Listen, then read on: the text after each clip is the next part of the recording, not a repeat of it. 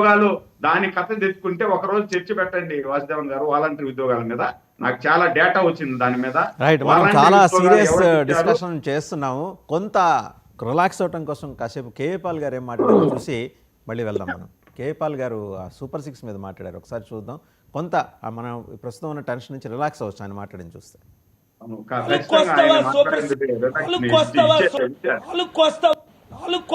Super 6 గురించి అడిగితే దమ్ముంటే కొయిరా, నాతో పెట్టుకున్నాడు ఎవడు మిగల్లా, 7గురు పోయారు. మీరు ఆలోచించక ముందే నన్ను చంపాలని అందరూ పోయారు. అమెరికన్స్ పోయారు, ఇండియన్స్ పోయారు. రైట్, శాంతి ప్రసాద్ గారు, సరే అంటే మన సబ్జెక్ట్లో వాస్తవంగా ఏంటంటే కేఏ పాల్ గారు లేరు, కానీ ఏంటంటే కొంత టెన్షన్ ఈజ్ చేయడం కోసం ఆయన మాట్లాడింది మనం చూసాం. ఆయనతో పెట్టుకున్న వాళ్ళు 7గురు పోయారట, ఇండియన్స్ పోయారట, అమెరికన్స్ పోయారట. సూపర్ 6 గురించి ఆయన ఏదో మాట్లాడారు.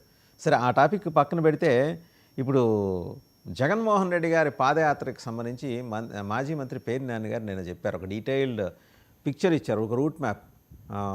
అంటే ఇంకా చాలా వస్తాయి రాబోయే, దాని ఎనెక్సర్స్ చాలా ఉంటాయి. 10,000 గ్రామ పంచాయతీలను ఆయన టచ్ చేయబోతున్నారట. But this is not a cake walk to Jaganmohan Reddy garu. ఎందుకంటే ఈసారి పవన్ కళ్యాణ్ గారు ఉన్నారు క్యాబినెట్లో. ఆయన అప్పుడు చేసినప్పుడు పవన్ కళ్యాణ్ గారు he was little bit away from active politics. But ఎప్పుడైతే ఆయన రంగంలోకి దిగారో సీన్ మారింది, సినారియో మారిపోయింది. ఈ క్రమంలో ఆయన పాదయాత్ర ఎలా ఉండబోతోంది అని మీరు అనుకుంటున్నారు?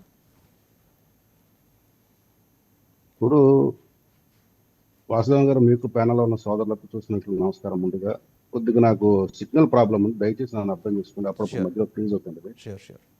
ఇక్కడ విషయానికి వస్తే, అతను గతంలో మొదటగా రాష్ట్ర విభజన తర్వాత ప్రతిపక్ష నాయకుడు, 67 మంది శాసనసభ్యులు. తర్వాత వచ్చిన ఎన్నికల్లో ముఖ్యమంత్రి అయ్యాడు, 151 మంది శాసనసభ్యులు. తదుపరి వచ్చిన ఎన్నికల్లో 11 మంది శాసనసభ్యులతో తనతో కలిపి అతను ప్రతిపక్ష నేత హోదా కూడా లేదు. కానీ ప్రజలు విపక్ష హోదా అతను పాటించమని అడిగారు. అంటే అతను ఒక విపక్ష నేతగా 2-0 అనేది ఆల్రెడీ మొదలైంది. విపక్ష నేతగా 2-0 అనేది ఆల్రెడీ మొదలైంది, కానీ దాన్ని మర్చిపోతున్నాడు అతను. నాకు 2-0 మొదలైందని మర్చిపోయి నేను ముఖ్యమంత్రి 2-0 అనే విషయం గురించి మాట్లాడుతున్నాడు. ముందు నువ్వు విపక్ష నేతగా 2-0 గురించి నీ పాత్ర నువ్వు సరిగ్గా నిర్వర్తించి రాష్ట్ర ప్రజల మన్నలను, వాళ్ళ హృదయాలను చూరగొంటే ఖచ్చితంగా వాళ్ళు నేను ఆశీర్వదిస్తారు, మెరుగైన స్థానాలు ఇస్తారు.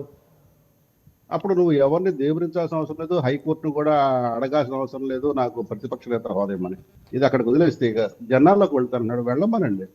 మేము మొదటి నుంచి చెప్తున్నది జనాల్లోకి రండి,